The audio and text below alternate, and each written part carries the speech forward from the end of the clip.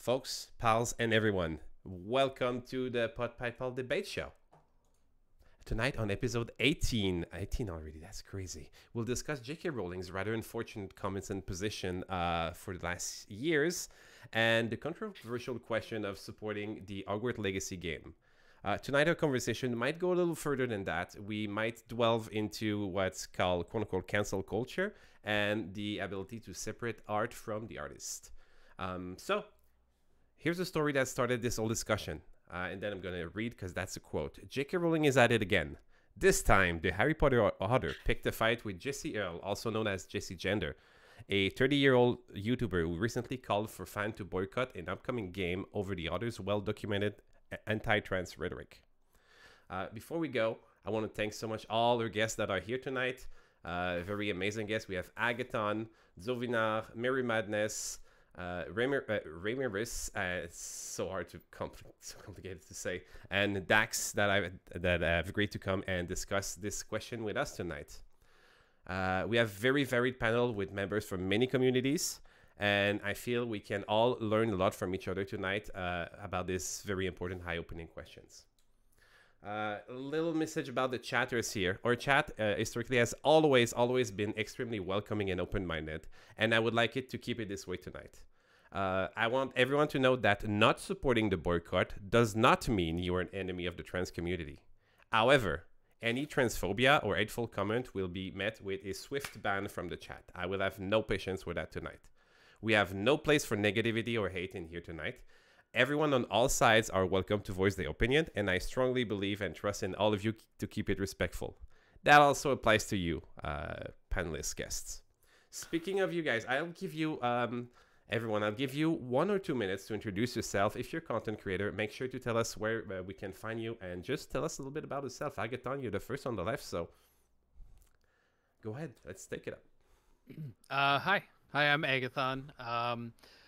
I haven't streamed for a while, but I did stream pretty heavy for a while over the summer into the fall. I recently had a baby, making that 2 children I now have, and I'm currently going to school to become a nurse. So, yeah, that's pretty much my life right now. But I do plan on getting back to streaming as soon as my schedule allows. And you can find me at Agathon89. We need some more nerd knowledge. I would love to give more nerd knowledge. Thank you so much for that lovely introduction. Dzovinar, first, did I say correctly? Yes, Dzovinar. First time guest on the show. Thank you so much for being with us. If you want to introduce yourself, the floor is yours. Yes, I'm Dzovinar. I am an IT manager out in the Pacific Northwest. I am also retired U.S. Navy. I'm not a content creator, but I do hang around a lot of the nerd culture. I've been inundated and in it for many years. So I'm familiar with much of it. You may see me around various different Discord servers and channels and whatnot. But yeah, as I got a family, I do the things. And you have been invited here by Dax tonight, so thank you so much, Dax. Yes. And I hope you have a great time. And obviously, if you have a good time, you'll be more than welcome to join us again if we have topics that spark your interest. Yeah. Mary Madness, first time guest on the show as well. Hi, I'm Mary Madness. People might call me Base, but I do pictures, and that's about it. Pictures? That was swift and quick. Ramirez. Hello, my name is Ramirez or Nathaniel. I have the unfortunate circumstance of having to share a nation with the author in question over here on Turf Island. I am a law student at a non-disclosed university just for my own privacy. I very much like games. Maybe I'm a bit too addicted to them. I'm coming to realize that over the coming years. And I occasionally stream them. I've been streaming relatively over the past week occasionally, and I'll probably stream tomorrow. So who knows? Maybe check me out. Oh, tomorrow. Maybe, but I'm not entirely sure. I've also got insomnia, so it really works for me that I'm able to work here on 1 a.m. Thank you. And of course, thank you for Asparagus for hosting this earlier than he did last year. Last time was what, 10 p.m.? Oh, 3 a.m. It was 3 very, a.m. very, for very me. late. Well, thank you so much for joining us from your favorite island. Dax, first of all, happy birthday, Dax. It's Happy tomorrow, birthday. but thank you. We know it's tomorrow, but Birthday. happy birthday. Thank you so much for joining us, and thank you for the lovely raid before we started. Of course. I'll let you talk. It's yours. I'm Dax. You can find me over at twitch.tv/reddaxd. I'm Canadian. I'm trans. I'm very open about it, and I like games. I also have ADHD, and you will see me play with things this entire time. So yeah, that's. And you like breaking everything around you, as Kitty Clemente says. Yeah. Yes. Well, thanks for joining us. And Shadow just joined us. Hello, Shadow. You. Hi, yeah. Hey, how are you doing, buddy? Yeah, I'm not late at all. I'm Shadow. Hi. I used to stream a long time ago, Galaxy Far Away. But yeah, no, I used to stream. I've been bouncing around place to place. I'm in a weird setup, weird mic, weird place. But I'm here. I don't really know what I'm talking about, except I kind of do, but kind of don't. I'm very knowledgeable in the subject. So expect me to be really important for the conversations. I don't expect anything else from you. Also, I look at this background, you see guitars and basses, and I love it already. Oh yeah, this is a weird place. I don't even know where I am. I'm just here. This is an amazing place. I would love to be where you are right now. Oh, there's a lot. There's guitars everywhere. It's a very musical room. The piano right over there, you can't see it. Can we swap through the cam? Yeah, no, yeah. I'm definitely digging the basses. Yes. Oh yeah, it's a nice room. I'm happy I'm here. There's a couch as well. Just hang out. We Couch might as instead well. of the... Did you break into this house? Honestly, I woke up here. Don't ask me how I got here. It's Transported. He had a computer mate in front of him. Are you safe? Last time I checked, I think so. I Last haven't thing left he this room saw. yet. Last thing he ever saw was Asparagus knocking him out, and now he woke up here. Yeah, I saw Asparagus a couple days ago. Next thing you know, I'm here. It's gosh. Couple days. Gosh golly geez. Gosh golly. We might also have Mr. Major Vibes that might join us later tonight. He's coming from an experience of game testing and game development, and I wanted to have someone from the game industry to come share their take about what the consequences are or not for game developers of a boycott. So Dax, if you will be so inclined, could you take a second and check if Major Vibe has the permission to join in? Because I can do that. That would be amazing. Thank you so much. While you do that, I will just give a little speech here. Then we'll be about to go in. So, debaters, this I told you before, but I want to tell the audience about how we work here. This is not a presentation. This is a conversation. So you're encouraged and expected to interrupt and talk over each other if it's relevant to what we're talking. If you hear something you totally disagree with, please jump in. You're allowed to, expected to. You can swear if that is something you do. I have no issues with that. Of course, we're going to keep it Twitch TOS friendly. And there's no need to raise your hand to talk. However, if you do, and if you indicate me that you want to join by raising your hand, I will keep a note on it and I will give you the floor. Obviously, we will abide by Twitch TOS, human decency, but we also have a good and entertaining time. We will, Agathon, that is pointed at you. We will not take a break tonight. So if you need to use the bathroom or fill up your drinks at any time, just go. Just feel free to go at any time. There's no issue. Please make sure you mute your microphone if you need to move away. This discussion will go for anywhere between 1 or 2 hours maximum, depending on what we have to say. Major Vibes, hello there. Did you have not have the permissions? Is that what I thought? No, Okay, I good. completely forgot. Well, here he is. Everyone did their little 1-minute intro, so if you want to introduce yourself and share. Sure, absolutely. Hi, everybody. My name is Cameron. I go by Major Vibes. I am a professional video game tester. That is my profession. So I enjoy playing video games a lot. as you can see.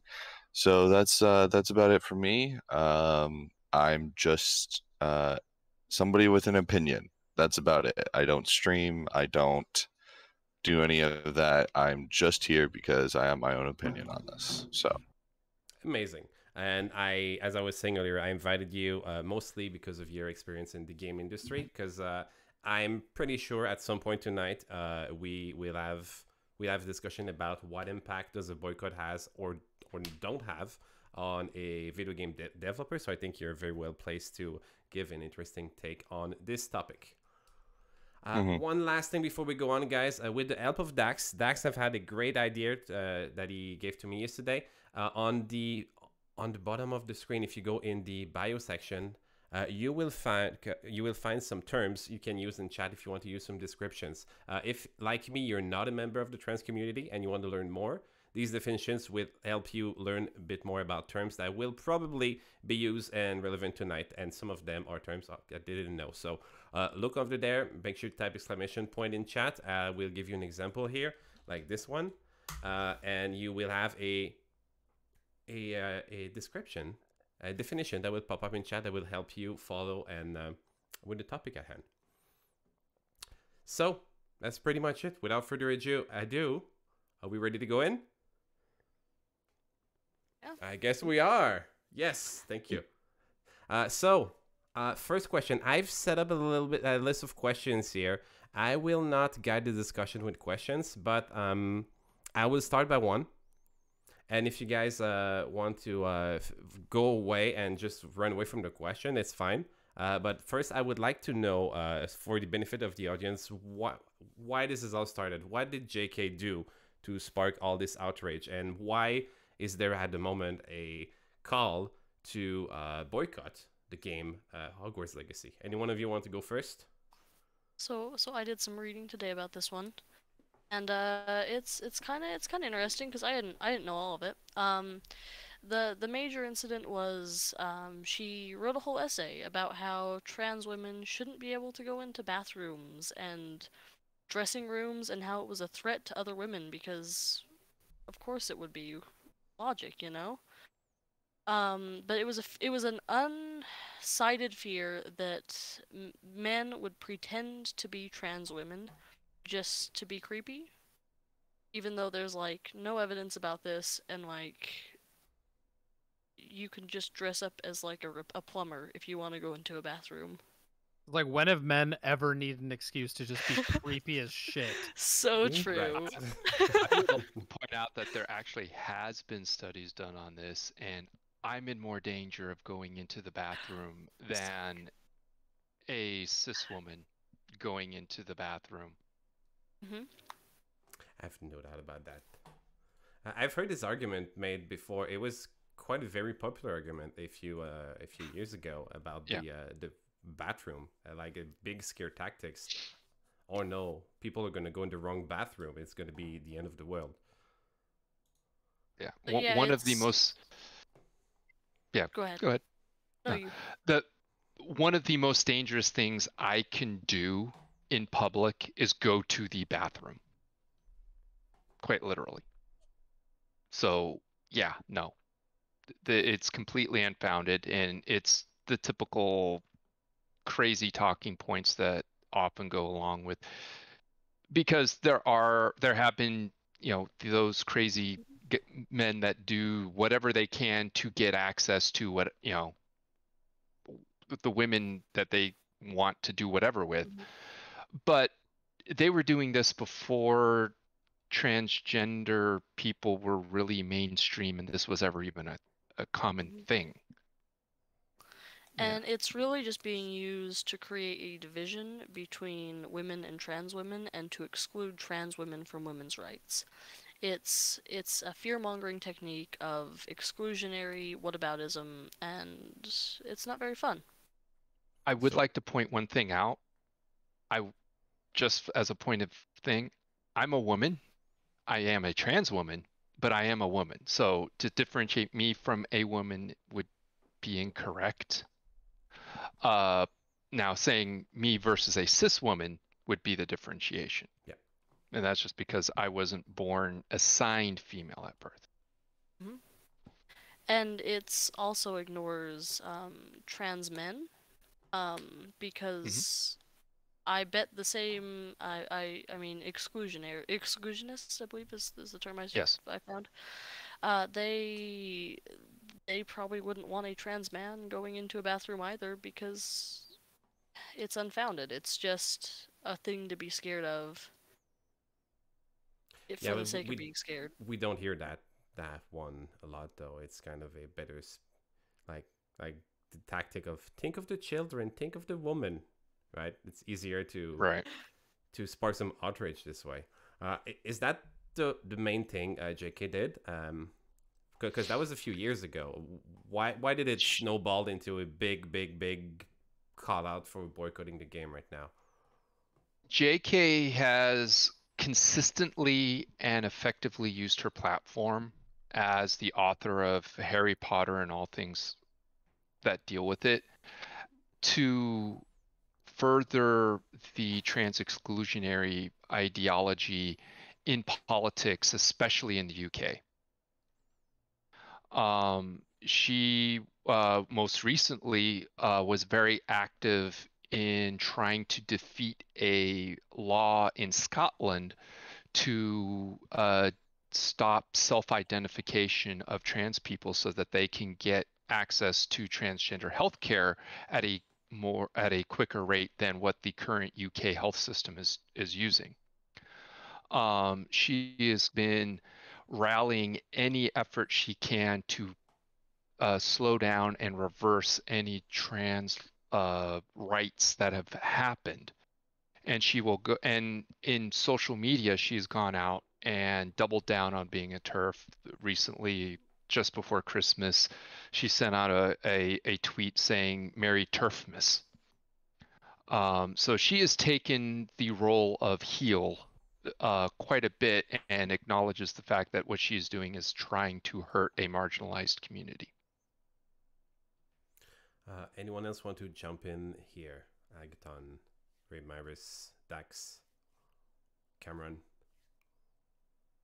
I think that answers your question mostly of what she's done and why there's all this talk of boycotting. I mean, it's the boycotting has been talked about since I think even when the last Harry Potter movies were coming out, the Grindelwald ones and Dumbledore. Yeah. So there was also Johnny Depp in these movies, right? Do you think that was kind of part of it as well? Because there was Ezra, what's his name? Oh yeah, Ezra. Oh yeah, yes, Ezra Miller. Yes, God. Yes. I mean, well, there was that sort of talk on a camera. No, I was just gonna say the whole Ezra Miller stuff did not come out for probably like a couple of months after the latest Grindelwald or Fantastic Beast movie. No, him getting arrested came after, but he choked a fan well before that. And then went into hiding. There was shit about him doing some bad stuff way before that. Doesn't Ezra goes by day? I'm just want to make sure I think that I would rather, that's just my opinion, not use whatever he's talking about just because he's a predatory person of nature. So I really don't care. So there was there was a lot lining up against these movies. There was JK herself, there was Johnny Depp, there was I keep forgetting his name. Ezra Miller. Yes. Ezra Miller. The Flash. Yes. Remiris, you were about to say something? Yeah, so this kind of more comes out in the sense that Jessie Earl did an article, I think it was for GameSpot, where they were basically just talking about the upcoming Hogwarts Legacy game, and they said, well, we should boycott it because of the history of J.K. Rowling. J.K. Rowling then did a previous tweet, which I have got up here, which says, deeply disappointed that Jessie doesn't realise pure think is incompatible with owning anything connected with me in any form. The truly righteous won't just burn their books and movies, but the local library, anything with an owl on it, and their own pet dogs. # do better. So one slight issue. Exactly. It's a massive reach, of course it is. It's the usual bullshit we hear from these types. And another issue is that she talks about how, oh, well, it's technically owned by me, but, it doesn't mean that we should boycott it. It's your intellectual property. You will receive money for it. And that's the whole point about it. Why should we buy it if it's going to go to you? There is a thing, by the way, that people should know about called piracy, just saying. But then I'm joking. For legal reasons, that's a joke. Does that not also harm the devs that worked hard on a passion project? Is there not at least some level of separation between art and artist? I would really want to talk about this, but I would like, if you don't mind, Mary, just put a pin on it and bring it later on. Because before we go into that, I have I was going to say, question. There's a comment in there. She's not receiving any money from the game. Yes, she is. Oh, yes. She is. I didn't see that. No. There's a comment from Kitty in the chat. It's intellectual property. She is definitely receiving money. Every time a game is sold, she gets a bit of it. Yeah, anytime anything having to do with Harry Potter, she does get some type of royalty from it. Yeah, she didn't really have much to say over the movies. Exactly, she didn't have much say over the movies, but she got money for it because it is Harry Potter, which is her series. Mm-hmm. It is. Well, it's how she bought her castle. I will say one thing. I was just gonna say, I looked up her net worth as of 2022, and she's up there in like the $1.1 billion or something like that. She's like the second most successful UK author, apparently. This type of money is not gonna do anything for her, truly. Yeah. Like, if the game is widely successful and gets hundreds of millions of dollars of sales, she might see 5% of that, 10% of that, which is still, $10 million, which she is able to do because it is technically in her contract or something that she more than likely has for royalties. But I don't think anyone denies her the right. She did create a universe and she should receive royalty from it. The big question people have is, since she will receive royalty from it, should we ourselves be part of that and making conscious action that will give her the royalty? Because I think she should get it, but the question is, should us pay for the product that she will get royalty from it? Because I've never, in all this discussion I've never seen anyone denying the fact that she should get royalties from the work she done. From copyright laws and contractual laws and IP and all that, she's entitled to it, which, as any creator should. As most of you here are creators of some sort, you are entitled to, the royalties and everything that you get. Any artist should. The issue becomes, she is using her royalties, she's using her platform, she's using her IP to launch into a political attack against a marginalized group. Yeah.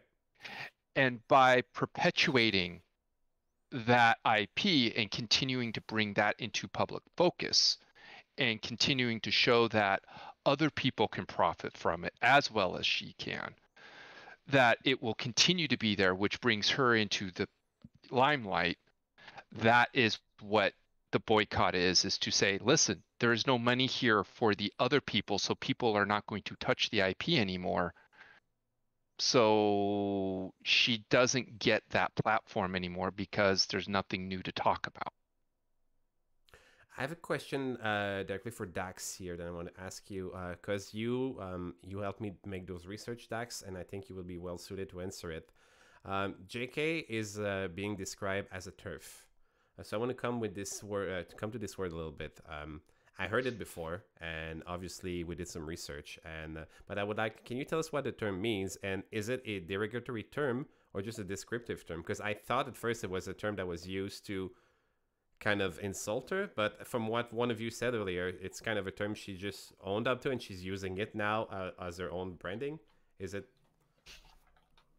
So a TERF is a trans TERF, T-E-R-F, trans exclusionary radical feminist. That's the word I'm missing. Basically, it's pretty much exactly what it sounds. I can type the command in chat for you guys too. I did put a definition in chat. You beat me to it. Yes. But pretty much it's an extremely transphobic. These people are extremely transphobic. Their view on gender identity is considered hostile. My brain is trying to find words that don't want to. Shadow up. Oh. Oh, and he's back. In and out. That was his call for help. Was this your call for help, Shadow? Sorry, everything kind of broke and I had to restart. Go ahead, sorry. Okay, but so it's not a derogatory term towards her. It's our description of someone who has these views towards people like people who. It's a descriptive term to describe a form of thinking.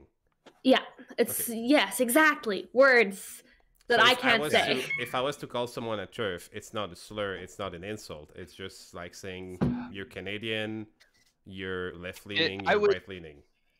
I would say that it is a bit derogatory, not quite to a slur point, but it is a derogatory term often in its usage, because any term can be used derogatorily.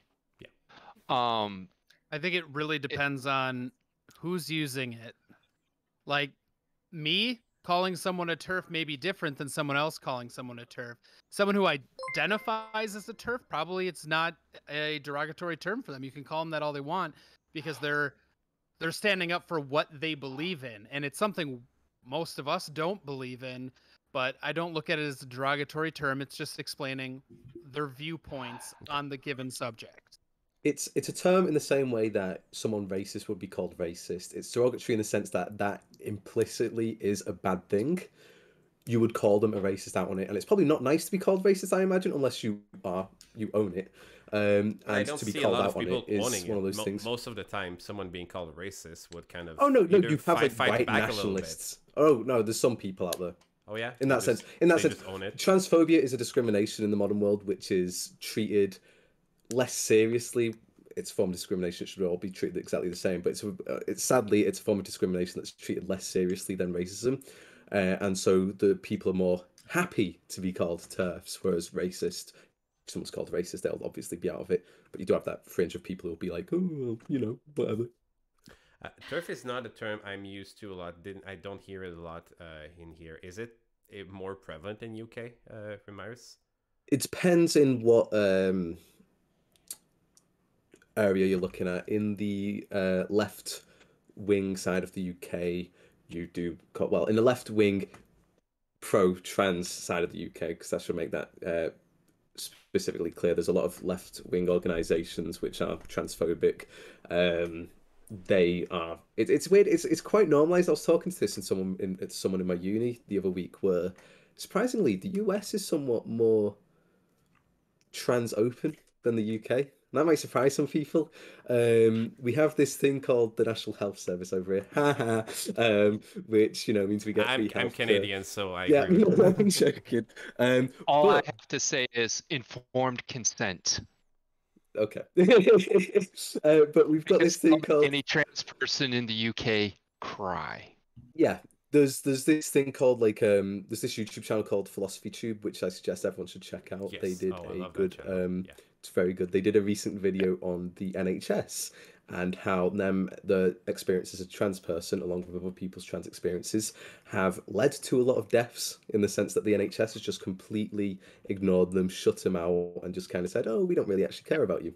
They have basically broken the law on many occasions to where they owe a duty, and they just kind of go, oh, well, you're trans, so you're not exactly matter that much to us, which is depressing. It's sad, and it's somewhat normalized.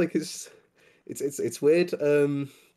But yeah, the term TERF Island, which is a term used by a lot of trans allies within the left-wing section of the UK, perfectly describes it, I think, where it's just absolutely open, it's normal. You've got all the tabloid readers who read stuff like The Sun, the Daily Mail. They're just all those newspapers just come out with so much they're just casually transphobic. And then you also have more liberal media which are also transphobic. You've got The Guardian, for example. There's another YouTuber called Tom Nicholas, which I'd suggest everyone. I'll link that somewhere if I can. Can I?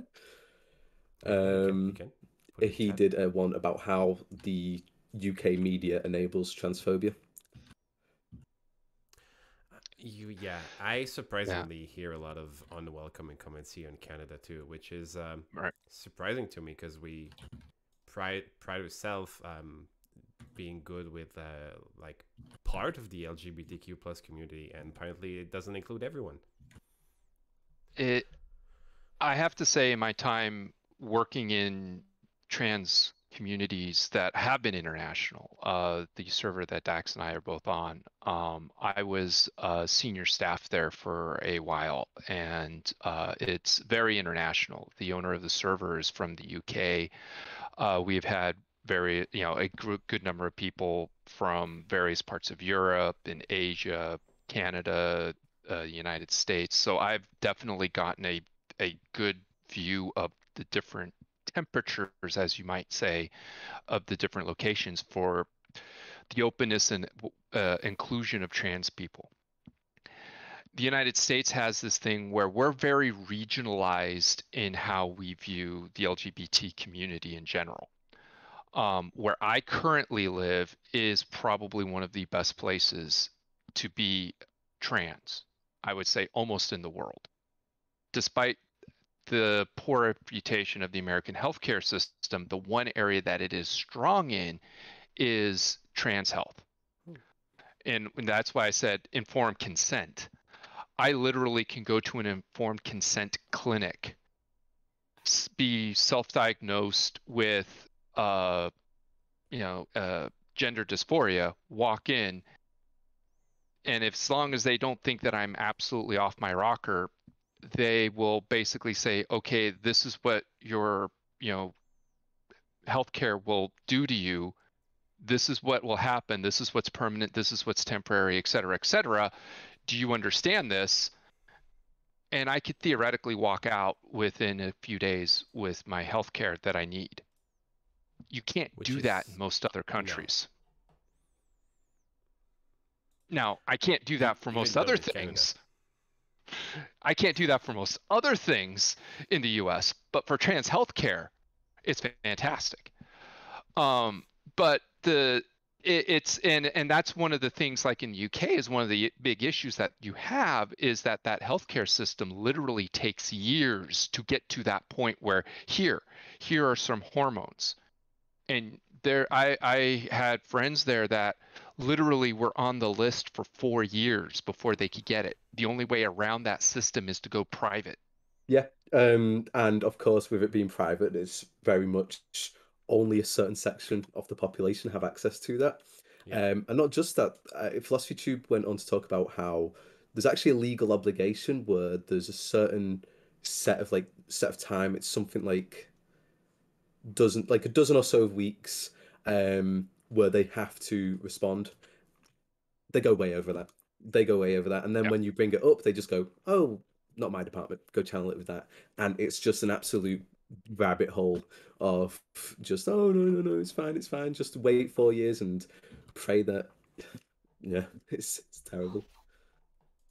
So the term TERF, if I understand correctly, was started, correct me if I'm wrong, started as a descriptive and was kind of adopted by JK, and she kind of own it now, and she uses it as her kind of her branding in a way. Well, she gets referred to it insultingly, so she's just, instead of fighting it, she's taking it as a badge of honor.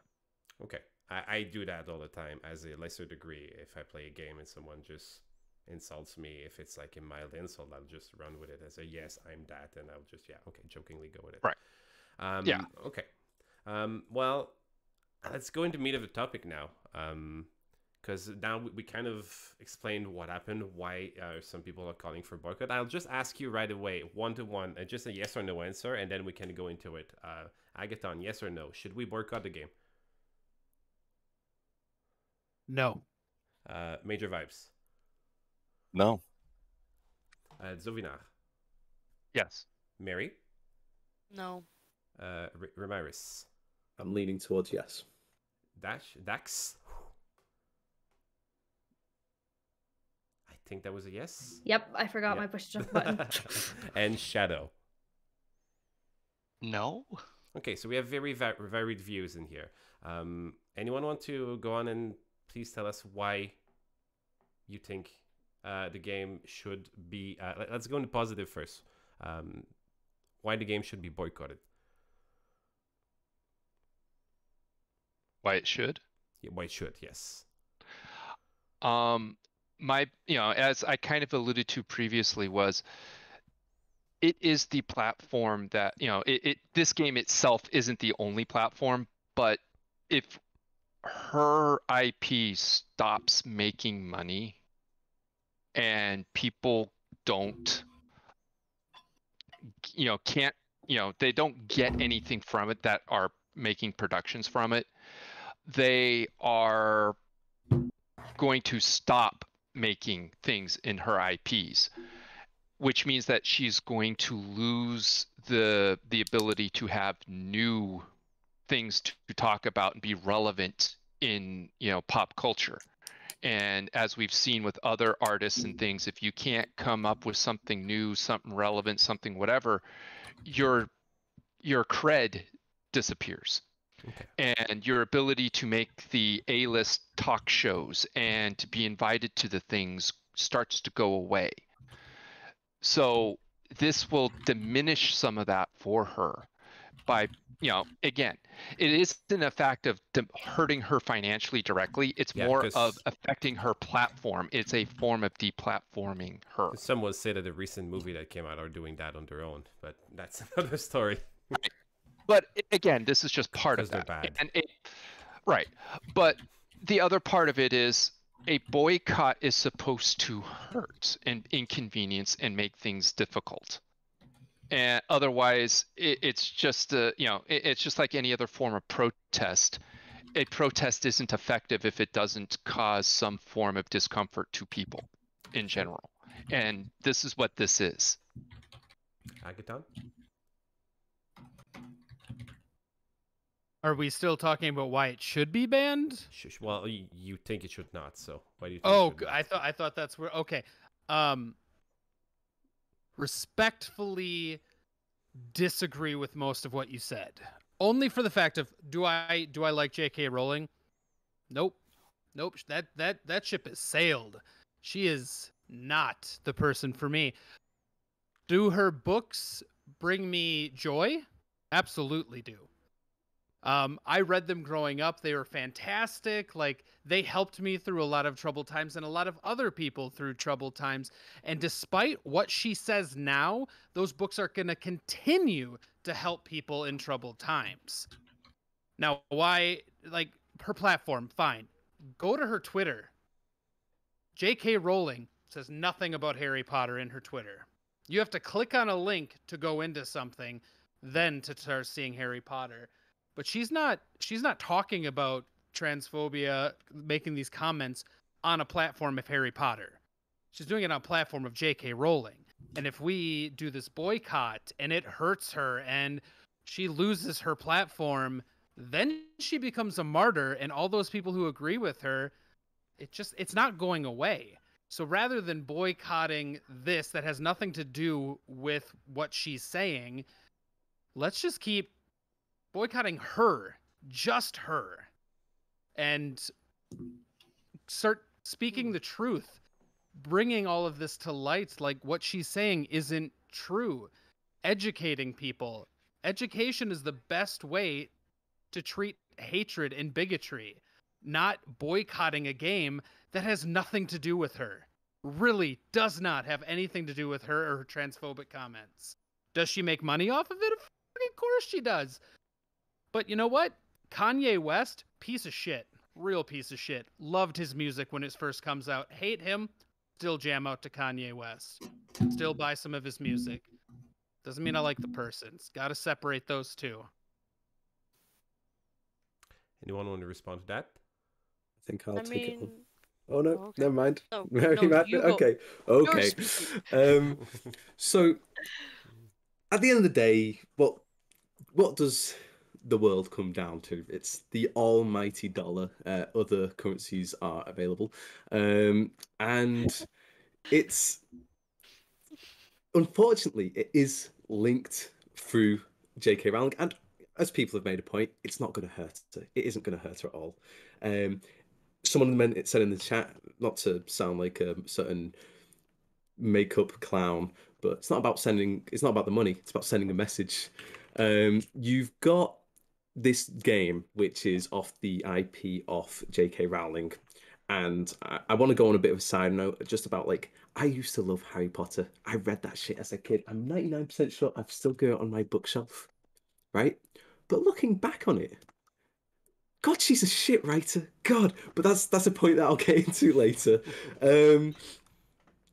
Movies, we still watch them. Me and my family, we watch them every year at Easter. I don't know why Easter. It's just some like weird family tradition we've got. But as a game, it's like one of the points is it may hurt the developers. Avalanche Softwares, they have made great games in the past. They've already got a reputation of making decent games. It's why they've been picked to make this game. If this game flops because of a boycott, well, you can still look at the product itself and go, this is what you've created with it. This is like, I mean, hopefully for them, it doesn't come out with a bunch of glitches now, and there's going to be like a day one patch that'll fix everything. But that's how games people, are these days. exactly, Anyway. yeah, So true, it's gonna happen. True.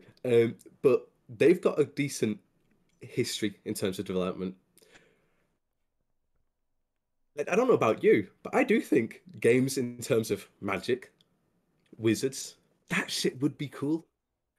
Why does it have to be Harry Potter? I mean, of course, you've got the brand there, but I'm 99% sure there's still this vacuum for this type of game that could exist. Why should it be under a brand that would benefit this transphobic person? Because you do the same. Because it's made for me. It's made for the fans who grew up with the books. I want to know where I get put in the house is there in that game. I want to see the world that was created. Yeah, she's a shit writer, but I was a shit reader when I read them. I was a little 7-year-old. They were easy to read, and she got better as I got better at reading. And again, not sticking up for her, sticking up for her art.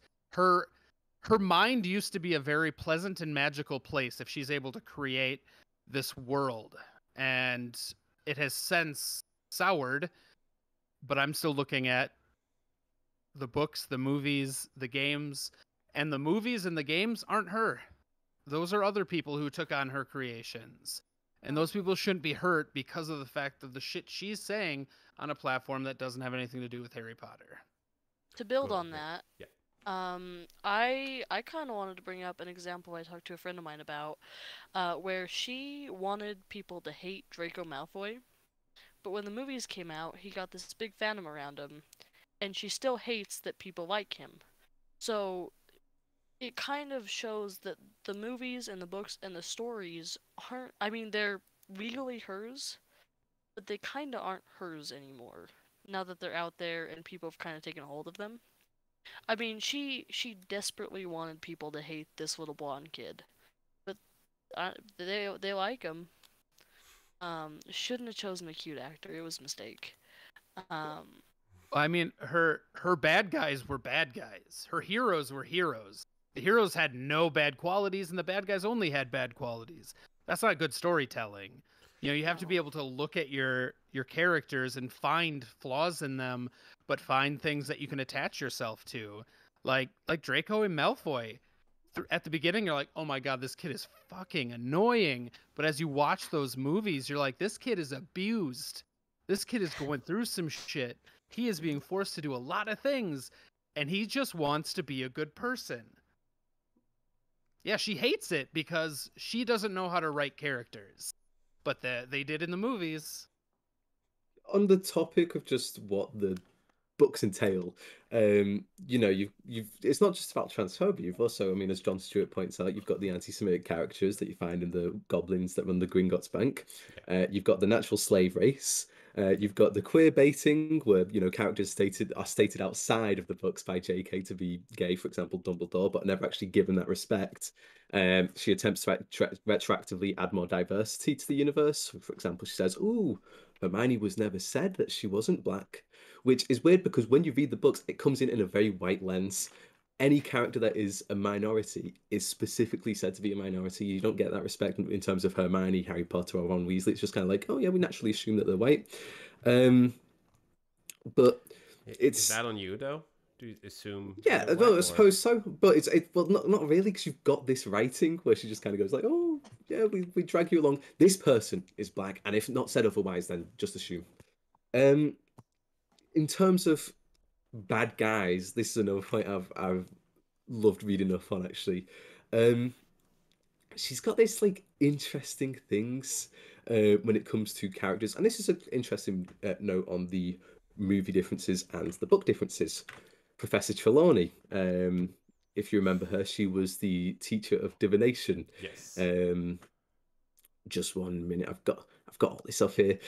So she gets fired, and in the movie, she's a weird but sympathetic character. She's hopeless, she's helpless and frail, but someone who it would be especially brutish to like bully, right? It would be cruel for someone to bully, and this is to highlight how much of a bitch Dolores is, right?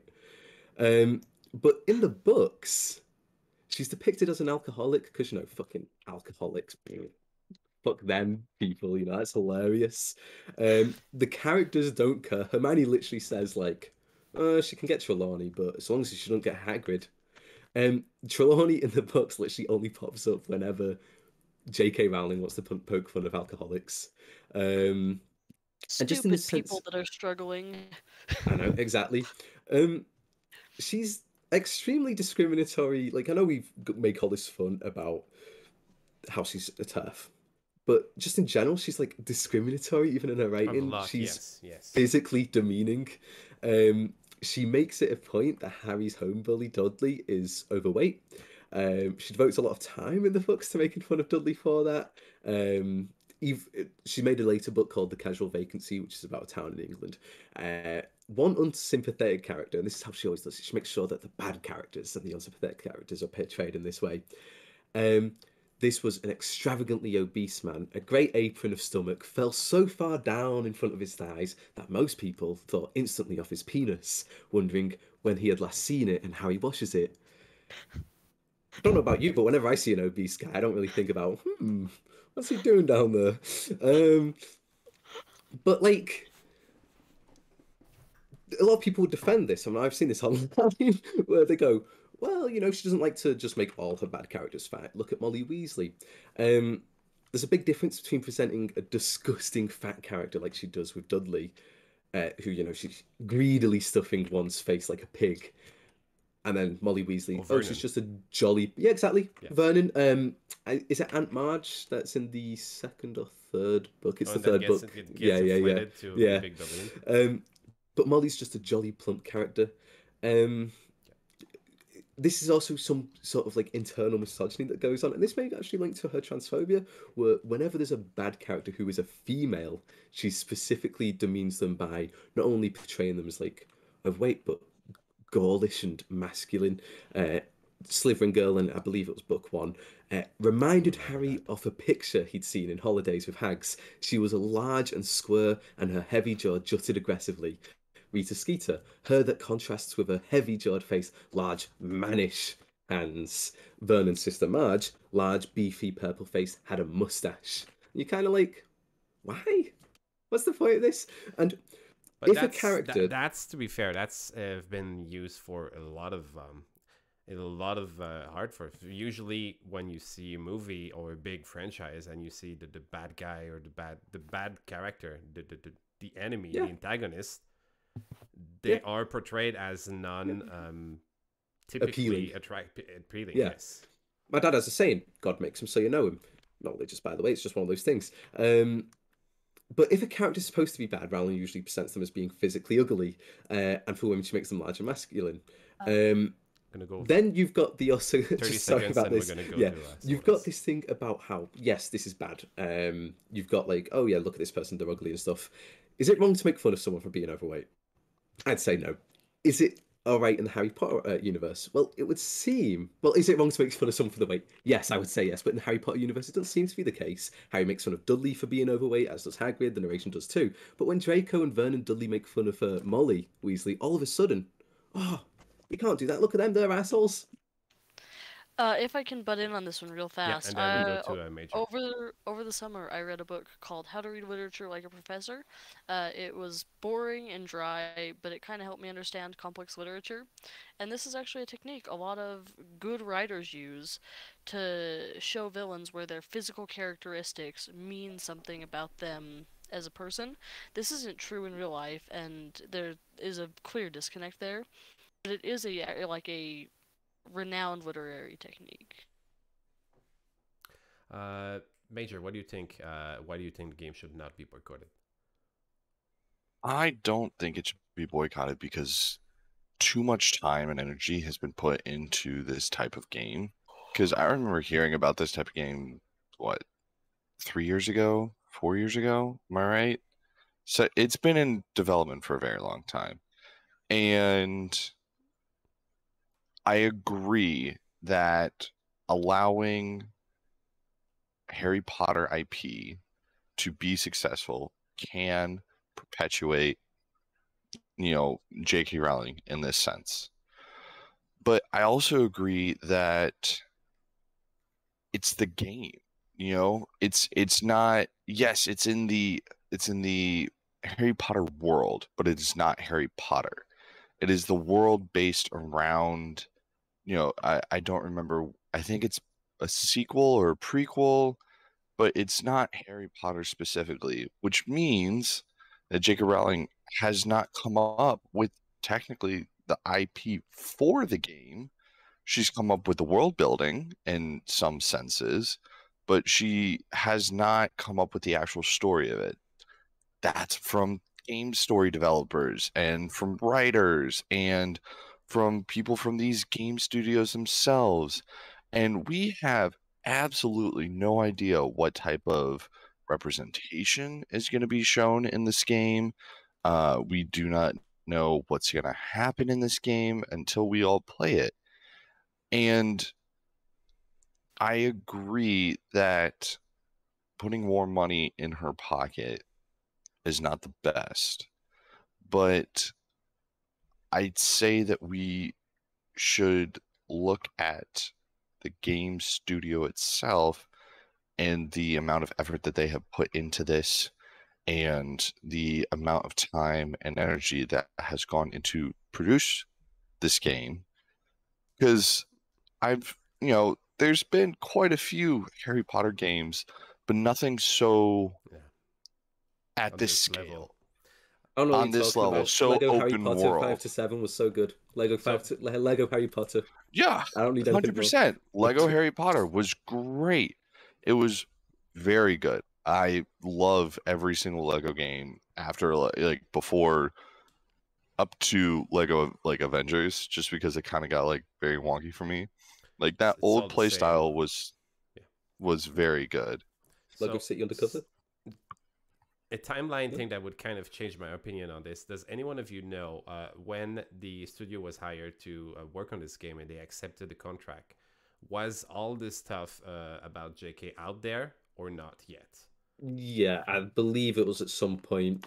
Yeah, Warner Brothers, basically the Avalanche Software, the developers who were doing it, were the ones who did Disney Infinity, which is the stuff with the toys. I believe it's called AR.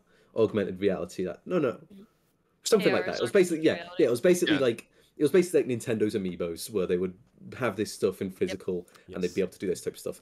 That was a dying industry in terms outside of Nintendo, and so its previous owners, Disney, basically just dropped Avalanche Software. It got picked up by Warner Brothers in 2017, and it was announced in September 2020, I believe I'm reading this right. The gameplay footage was leaked in 2018.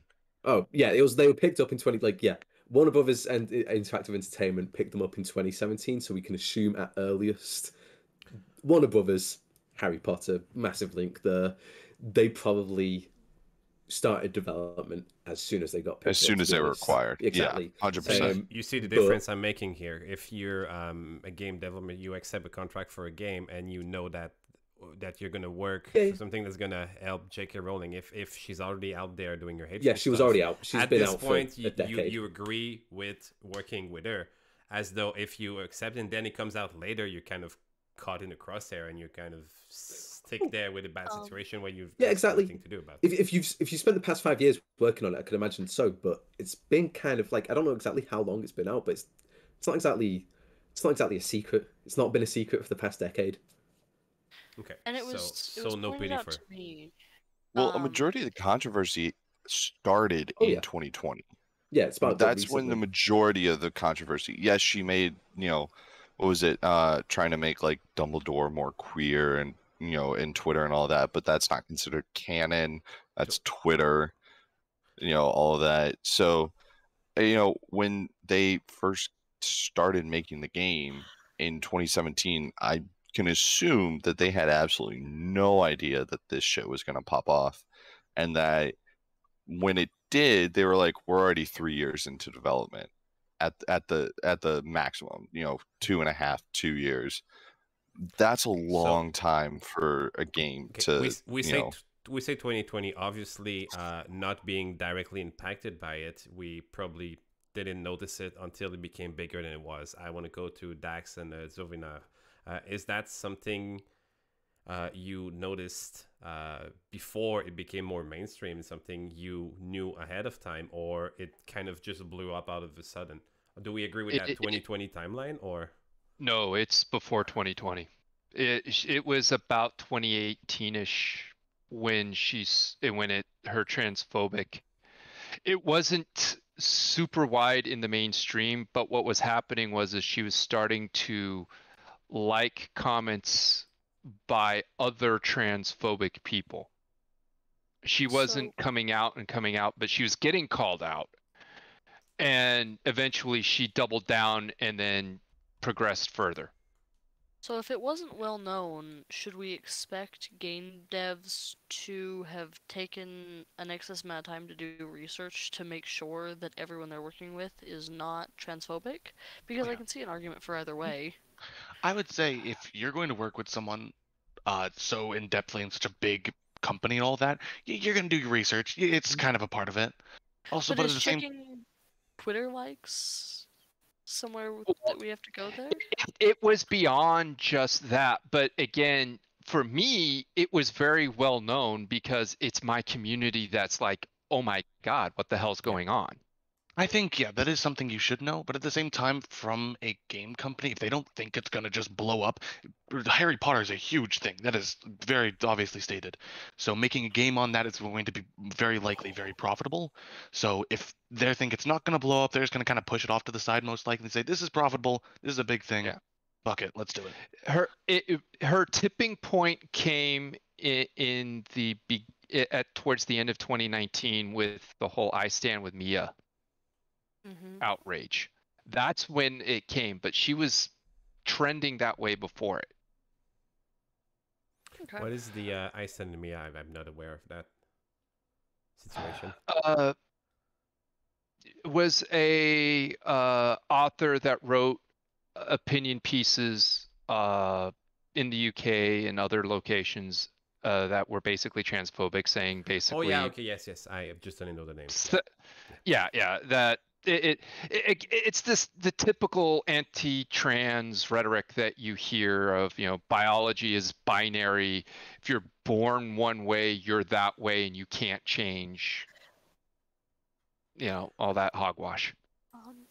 So is it still fair to say that as being part of the trans community and as me being not part of it, is it being fair to say that you probably were most aware of these views before I was? Because it's not something I have to deal with every day. Does it make sense that you would be aware of those hateful comments before it became mainstream? Therefore, it is possible that the game dev were just not knowledgeable of them. I don't think Dax is at Yep. his Yeah, Dax went to the bathroom. But I would say that it is fair that if you're not tied into the trans community, you're not going to know, but it was out there if you did the research. You know, because again, it was on Twitter. It was surrounding Twitter. Again, it's one of those things. If you were going to do a deep dive and due diligence, you would have come across it. How much weight you would have put into it at that time, because she wasn't the only one that did the Stand With Mia thing. But that was the tipping point for her. After that, she went full on turf. And as it was pointed out to me, is we talk a lot about J.K. Rowling and who she is, and we just got into the game devs and their responsibility. But do you guys think that we should be taking some time to wait to see the game and see if there is this transphobic, homophobic, turf rhetoric in it, or should we just say we don't support J.K. Rowling? Should we perceive the art as an individual basis or as part of the IP and as part of the creator, an extension of the creator, I should say? Very much doubt that there will be any homophobic or transphobic rhetoric within a game, especially in the modern day. They're under a big microscope right now. They cannot. Exactly. Everything will be extremely judged. Exactly. And by the looks of it, it looks like a decent game. It is just more so on the grounds of J.K. Rowling. There's that massive, like, just red flag. So do we separate art from artist at all? Is there some level of this art isn't transphobic and spreading this rhetoric, so it's okay to support it? Shadow? I wouldn't even consider this art and artist. I would more consider it that the company would more be the artist and J.K. Rowling just the person who owns it. There's the brand on it. She has done, to my knowledge at least, she has not intervened on this at all. She just has the connection to it, is what's souring it for a lot of people, and the whole reason for the boycotting. So is that, I mean, arguably minimal connection enough to say I will not support this game? That's what's up in the air. Is that enough or not? And it's going to vary between people. When I came into this, I was kind of in the opinion of no, but I'm also very, very not. I don't know a lot about all this. I was very up to just see what everyone said and just kind of see where that took me. I think I'm still on the idea of no, because I just, in my mind, I don't even connect J.K. Rowling to any of the things that she's making. I just don't like the idea of connecting it to her. Or not what she's making, but the games and all that in the movies, because it makes the idea not great, obviously, and like everyone said, the whole money thing, I guess, is not great to be feeding her pockets, but then again, she's worth more than me times a million, so I don't think it's going to really matter. But once again, it's still not a great thing. Yeah, and go ahead. 30 seconds. I get on, then I'll give it to Dax. Mary? Oh, I thought you, okay. Does the fact that she is rich play into it? I mean, it's one thing to fill up a bucket, giving her her first $1 million with this game, but will this really make a difference in her platform and in how much money she has? Will this matter? See, is that the point? Is that the point of? That's not the point of boycotting her. The point of boycotting her is no. Well, so it's already rich. Yeah, it's not going to put a dent in her pockets at all. It's showing that this ideal, like, it's showing a stand towards her, even though she technically it's just her name stamped on a brand, right? Technically, it's just her name stamped on a brand. But she's still getting funds from it. Not that it's going to affect whether or not. But that doesn't mean we shouldn't be standing up against her. But does not buying a thing that she's tangentially related to standing up against her? Or would the real stand be participating in I would say fundraising for lobbying? Well, I disagree. Both, yeah. So I want to ask, when she has no say, because technically Warner Brothers already bought the IP. Basically, it's just the fact that J.K. Rowling has the royalties for it.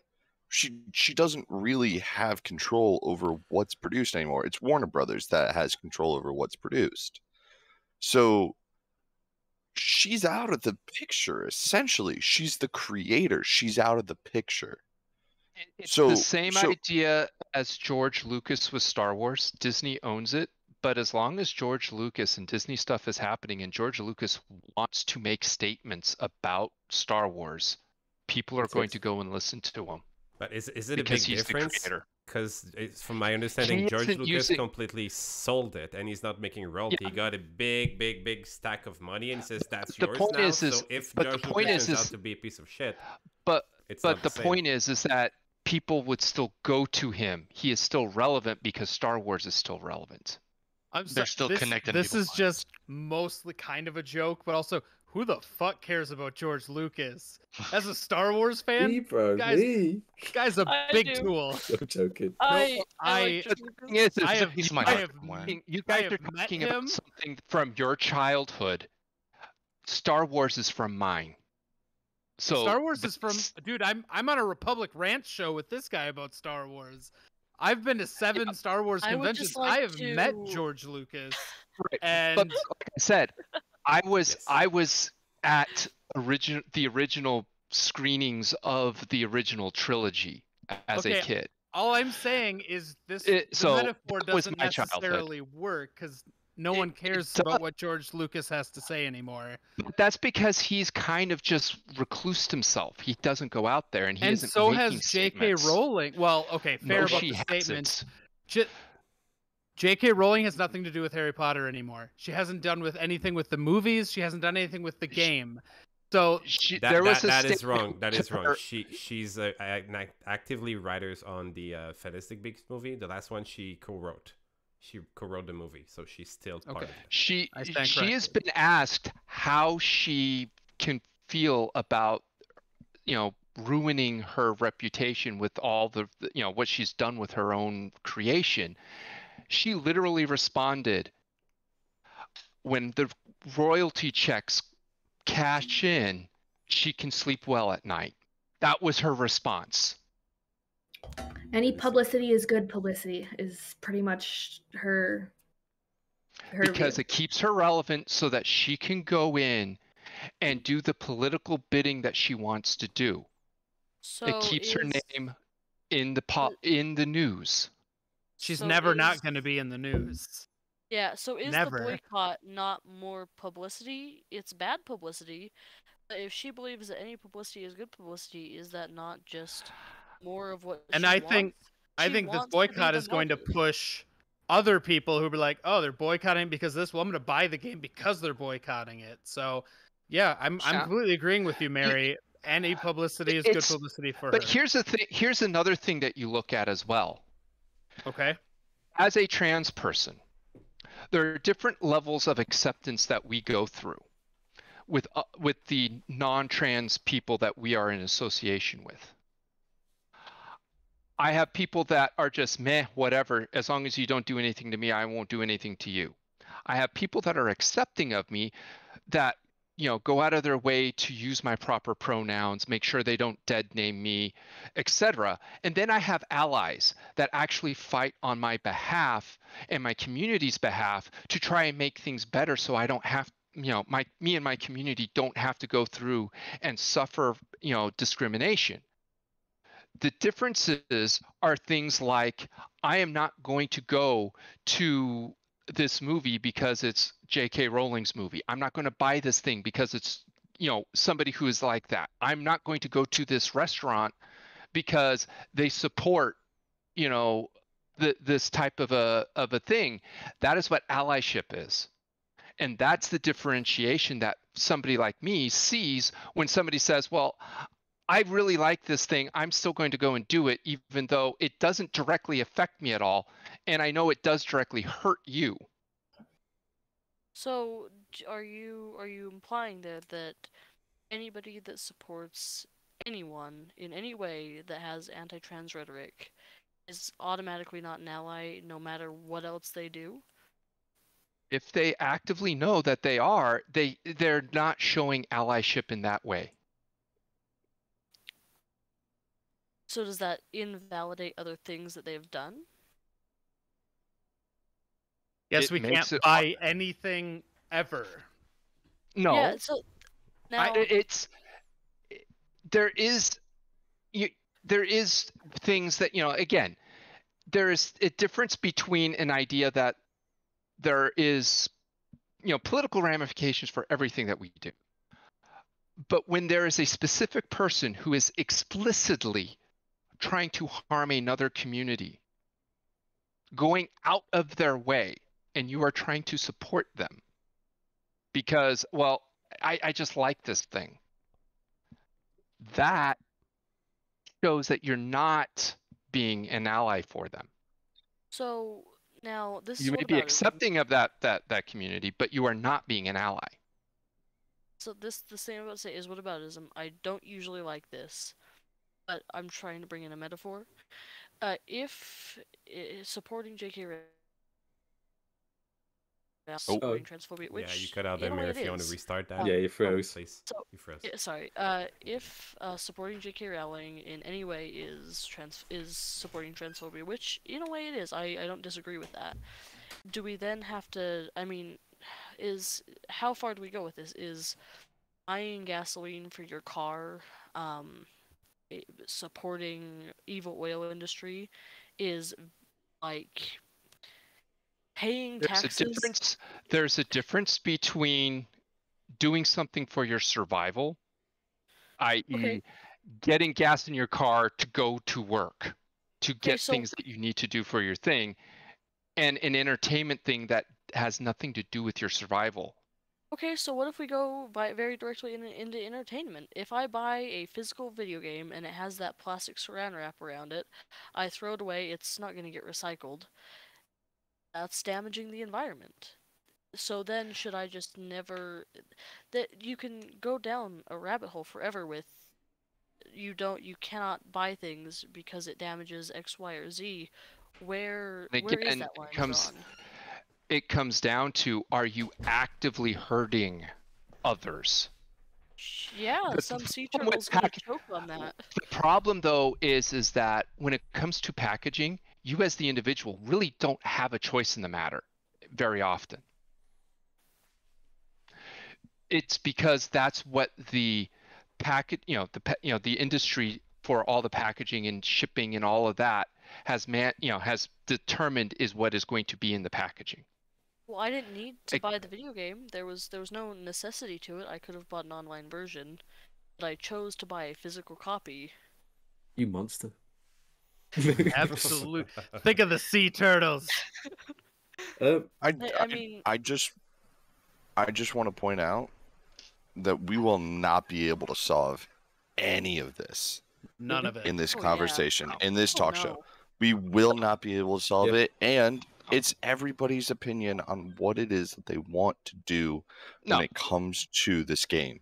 It is their own opinion, but I genuinely do not like, and I do apologize, but I genuinely do not like somebody saying, hey, because you are going to buy this video game that, in a sense, this creator is going to profit from, and then on the off chance, I mean, we know that she is a supporter, that she is a leader of it, but on the off chance that my money is going to fund something that is going to affect a disenfranchised group, I myself, because of that decision, I myself am no longer a supporter of people who are a minority group.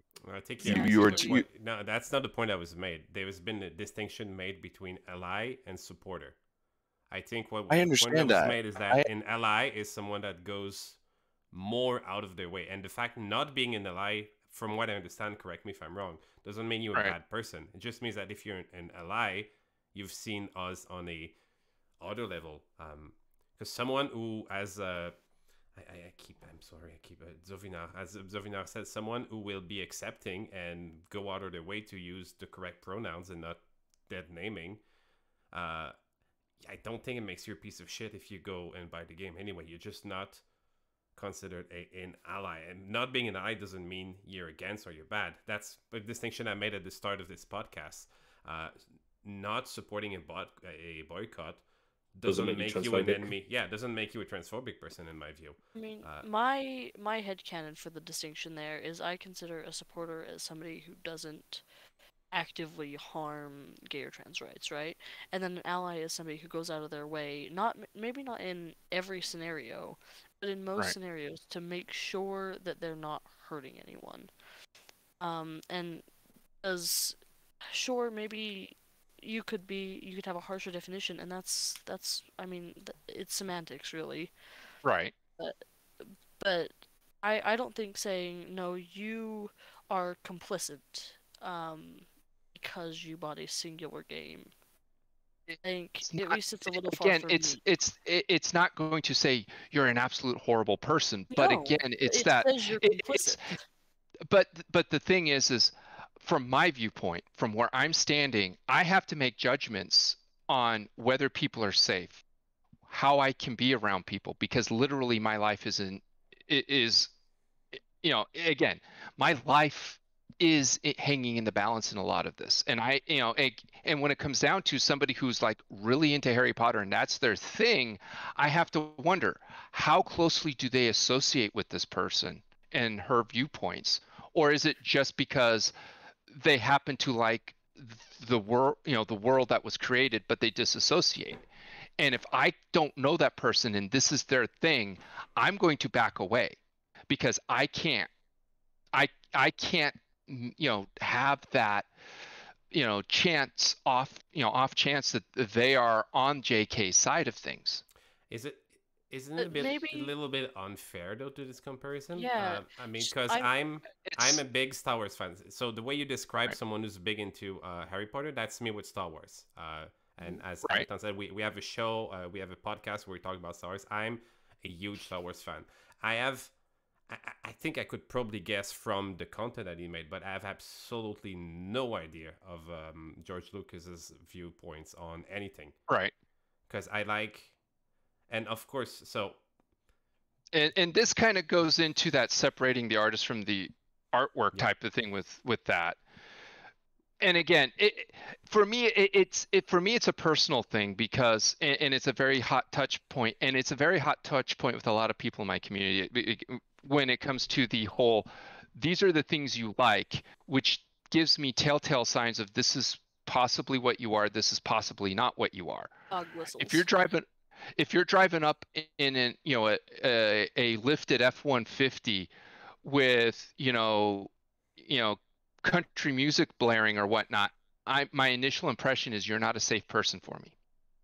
But now, does that? I would argue that's derivative. That's prejudice. Yeah, no, Yeah, that's.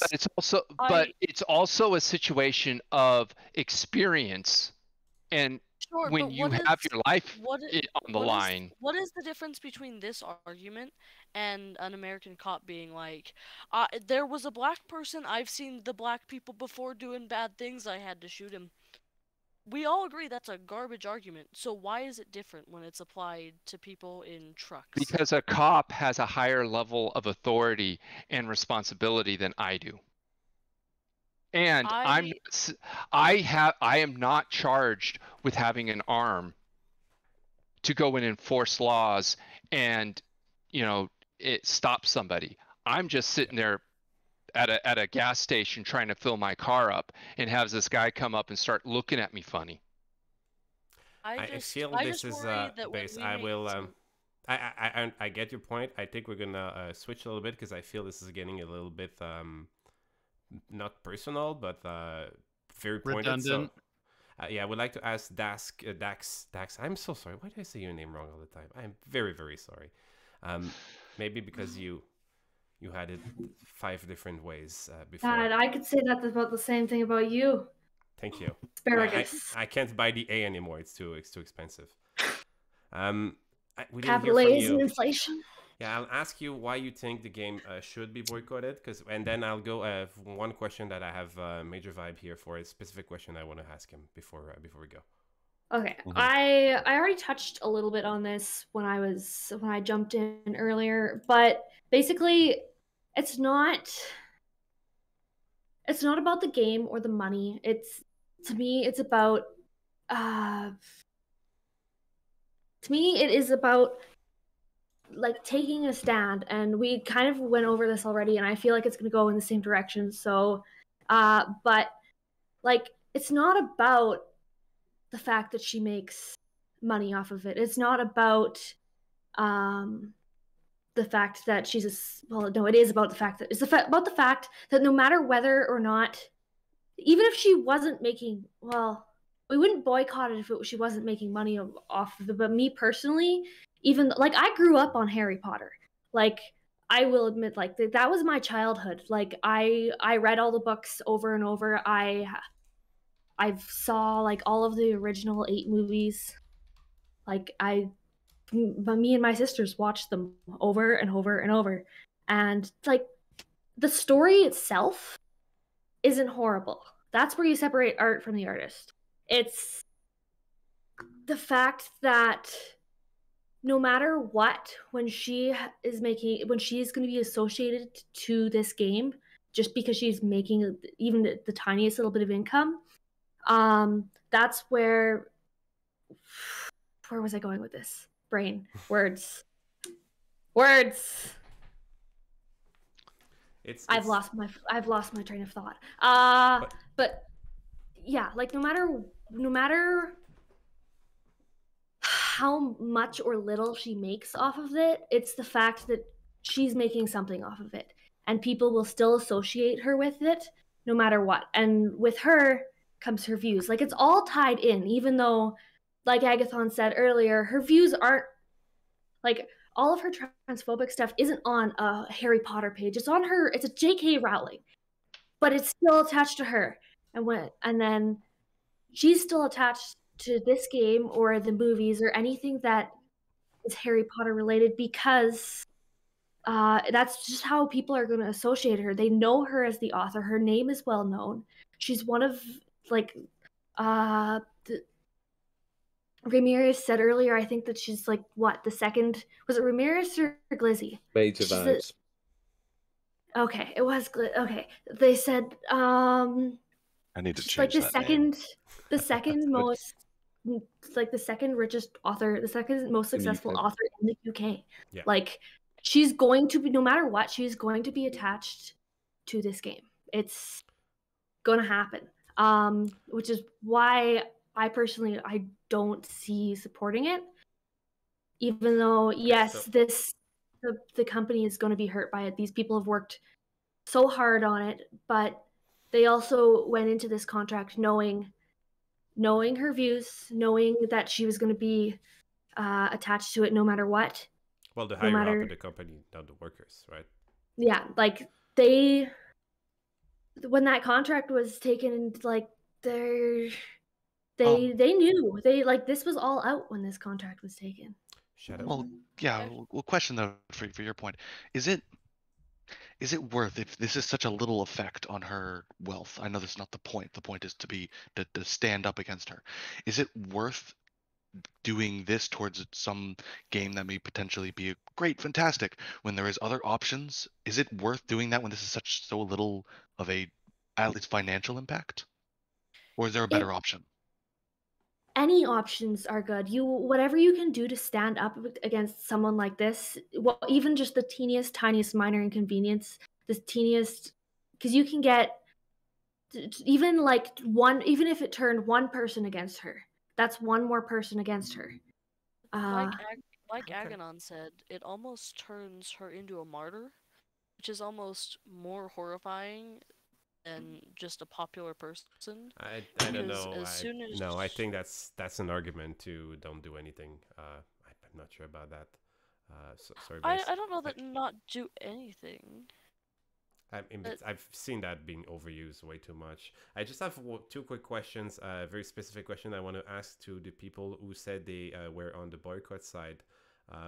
if the situation were different and it would turn out that like George Lucas, she would have sold the entire IP and she will not do any money out of it, would you still support a boycott, or will that change your position?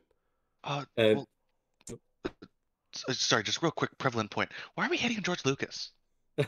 What did he do to us? It was a point that was made. He's not making royalties anymore. Sorry, I just had to bring that up. Everyone keeps on bringing George Lucas up. Sorry, go ahead.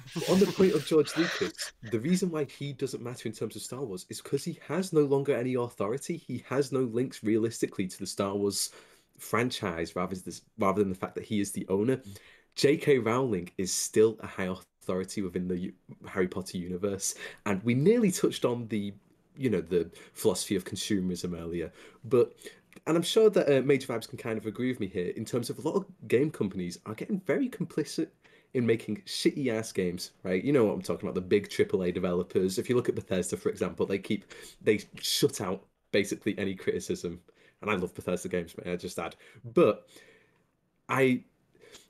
we as consumers need to be smarter, right? If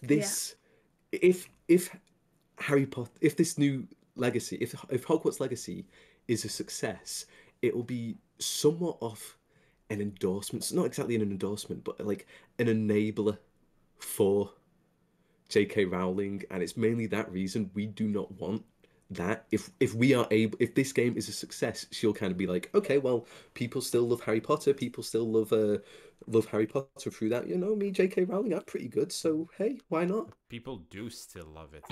Exactly. That's not my question. If it was in a situation where she would not make money, if she was in a position where she was not that linked, if she was in a position where she was not so linked, and in the exact same position with George Lucas, no boycott. It would have been that simple. Dax?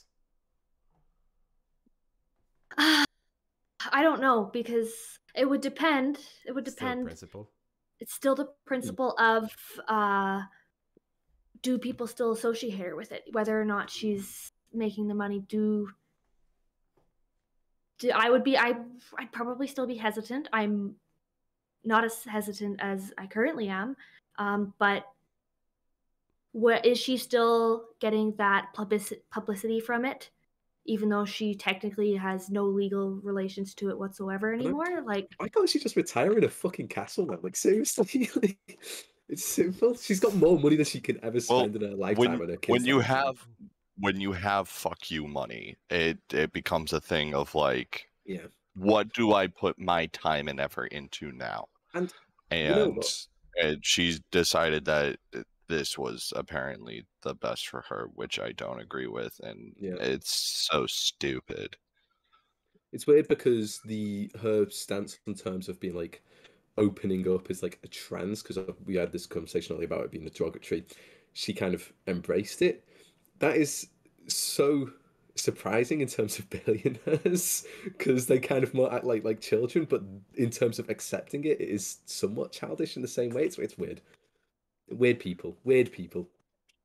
Dzovinar, would you have any change in your opinion if she was completely unlinked from it and she was not making any money, or would it still be a principal, or would it still be the same thing for you?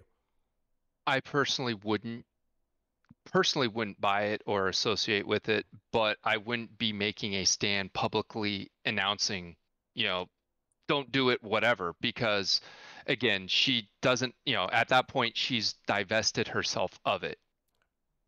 But I would, kind of like what Dax was saying, she's the creator, she's still attached to it to a degree, so there's still going to be some mental,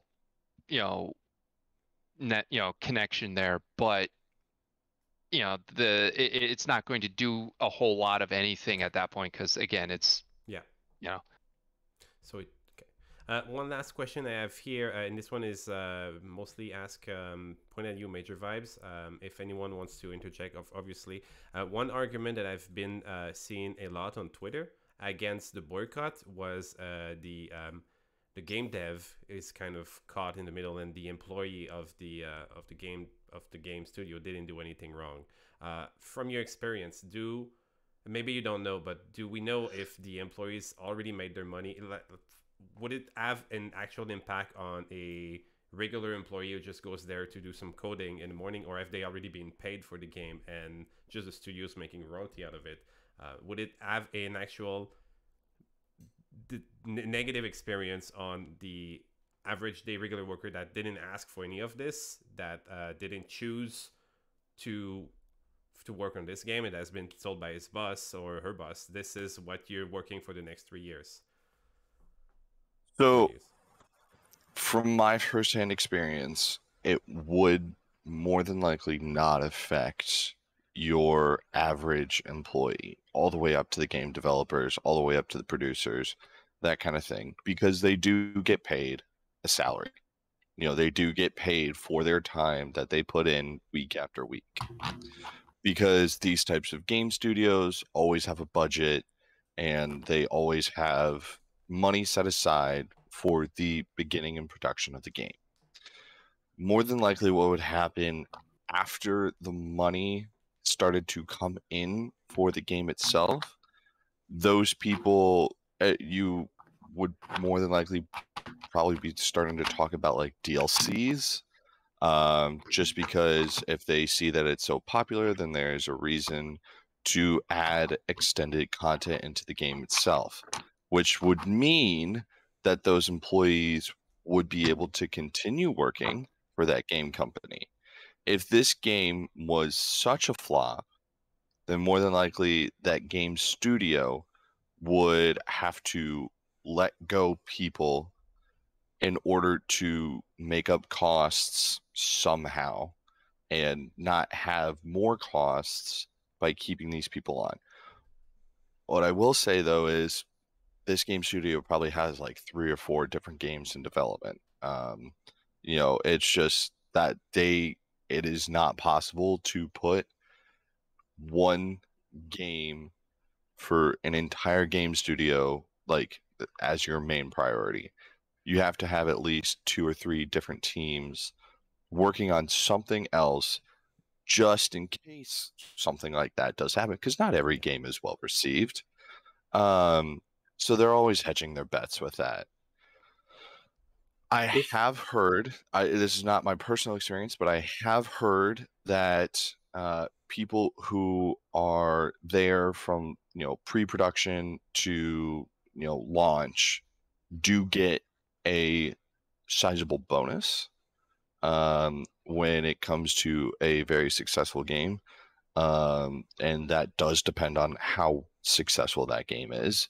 But that also depends on their contracts. You know, specifically if you're a game developer, and it, you know, because I will say there is a lot of stuff, and game studios and game development in general are starting to unionize, meaning that they're going to have better qualities and better conditions for that, which is awesome. And I'm very happy about that, because it's shit right now. But a successful game always is better for the employees of the game studio. Always, 100%. Yes, obviously. The other thing I would like more information on is how they treat their employees. Like, was this game overly rushed? Have the employees been forced to like overwork themselves for the last year and a half just to get it out? That honestly weighs in a lot to how often I support games. Yeah. 2 things, and this was more so on the topic of what I was talking about earlier in terms of, you know, it's the world, it's the almighty dollar, and as much as we may not think about it on an individual level, it kind of does fall to us, sadly. If we buy from certain companies, we are technically promoting them, and from there they only get more powerful, and they will go, okay, we're making money, this is our business model, it's working, why should we change it? But just 2 things. What game company was it that literally made like an increase in profit? Like, I don't know how much it was for an increase in profit, but they just like sacked like 25% of the workforce. Maybe not the exact number, but was it Ubisoft? I think it was at the beginning of this year or last year. But that would on make another sense. note- Ubisoft is shit. Yeah. I will come out and state that Ubisoft is shit. As exactly. a former Ubisoft That's- employee, yeah. I can say that. When I was talking about shitty game companies earlier, that was the main one I was thinking of. Would these statistics change your? Would these statistics add to anything that you're saying, Major Vibes? I've looked up Avalanche Software's estimated annual revenue. Currently $34 million a year in terms of working on it has 153 employees, so you could probably imagine that's actually working on 3 games, 50 employees per. Interestingly, 222 Avalanche Software's estimated revenue per employee is $222,200, which I doubt any of the actual game developers are seeing 50% of that. Oh yeah, 100%. They don't know, Is there but a median it salary could down there? mean Median salaries that won't mean shit either. Yeah. It depends what you're looking at. If you're looking at carry on. what I was going to say is that can translate. I do not know Avalanche's work ethics or whether or not they pay their entire employees really well. They very much can. There are game studios that do that. Once you get into the AAA, they start to become kind of shit.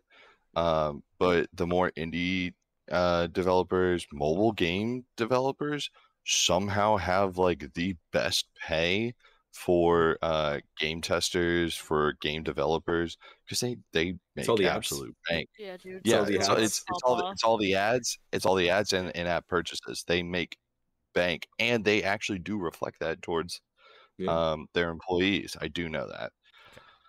Okay, 1 minute, and then I'll go to the next question.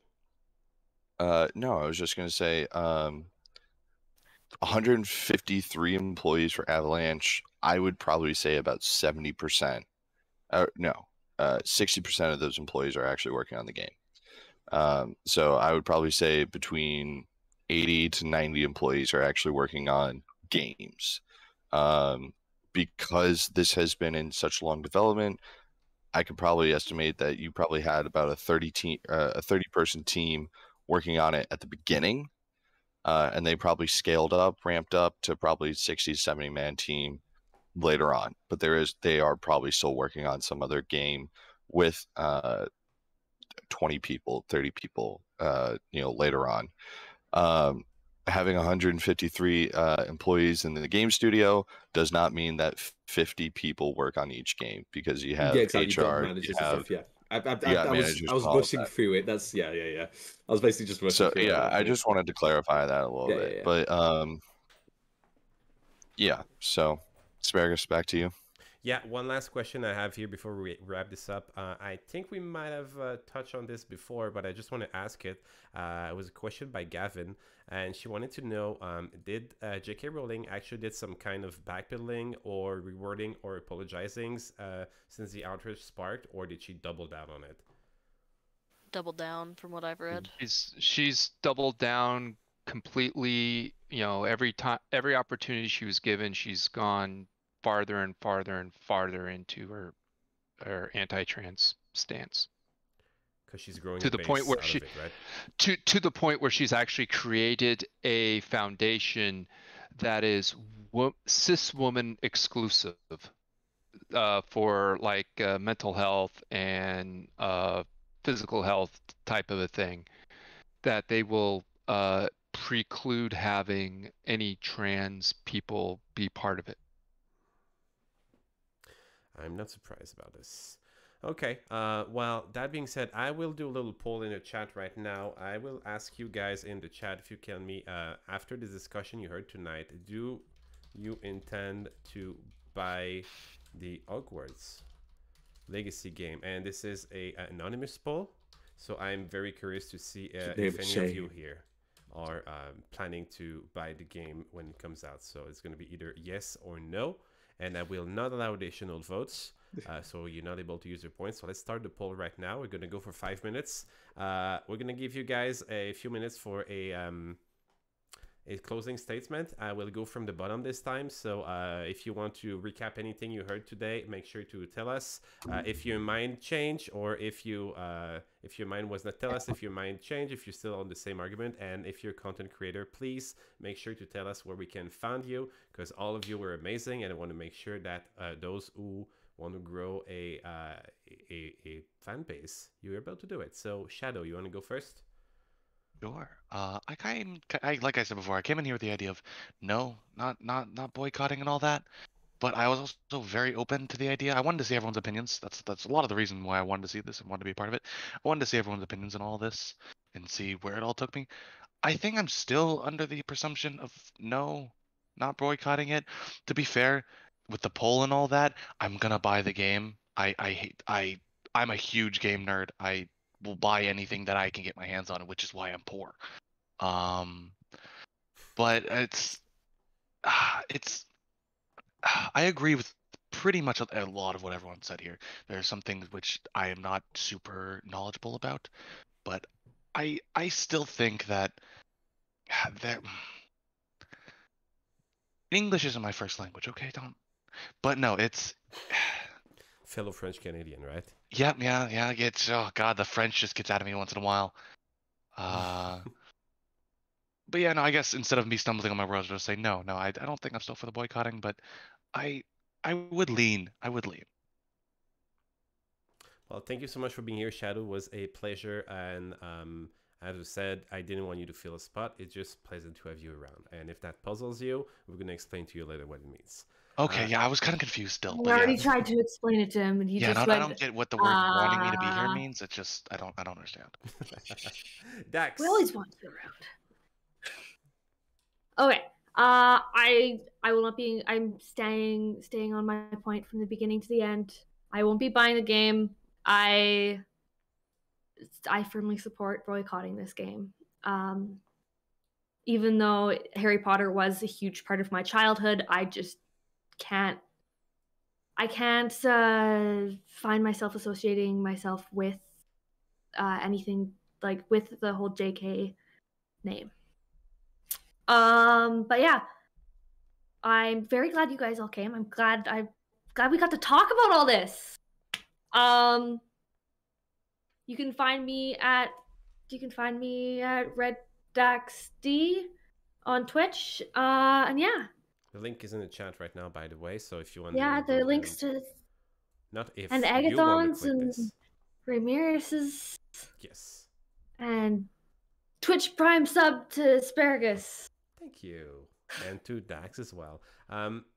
Very organized that I am. I have one more quick question that I want to ask, just yes or no, because there is a mention of something that Kitty said earlier. And Kitty, obviously nobody in here are gonna be condoning 8 raids. Obviously nobody's gonna be happy with that. But the question is there a difference for you, especially the people who are on the boycott side? If you're not buying the game, would you watch a streamer that is playing the game, or would that have an influence? If just to clarify for me, I don't know what a hate raid is. I think it's like people who will join a stream to specifically hate on the streamer for playing a specific game. Oh, yeah, I've not heard of that. Kitty brought that to my attention today, and I'm not sure how serious it is, but apparently there's been some talks of potentially some people organizing 8 raid to just go and harass streamers that would play the game, which I don't think any one of you would agree with that, so I don't think it's worthy to ask you about it, because obviously we all do not condone that. But the part of the question, would you, Dax, if one of us here, that one of the person that you enjoy here was to stream the game on their Twitch channel, would you not go and watch it because it's that game? I'm gonna be honest, I probably will avoid it. Sorry, I'd like to support you guys. I know but also, like, I'm not gonna hate on you for the game. Like, especially like Agathon said, Harry Potter was part of his childhood. It was part of my childhood too. We just have very different views on it currently. Yeah, I probably won't. I'll probably avoid your streams for that if you guys do happen to do that. That is fair. Ramirez, Do you think it should have an impact on what content you watch? Honestly, Consume? I only found out about it through a quiz game that I was playing the other day. When I say the other day, I mean like a couple of months ago that Hogwarts Legacy was a thing. This was 2, 3 months back anyway. But in terms of hate raids on streamers, it's a bit pointless because it's not like I mean, I suppose by extension they would somehow be financially benefiting Warner Brothers, that is, and by extension J.K. Rowling. Yes. But honestly, I mean, like, I wouldn't join a hate raid. I mean, like, a hate raid would only really be reasonable, quote unquote, if the person themselves was sponsored. And even then, they're still getting like money because they're being viewed. So just ignore. Like if you do not want to support him, just ignore it. And by extension, I said earlier that I wouldn't boycott the game.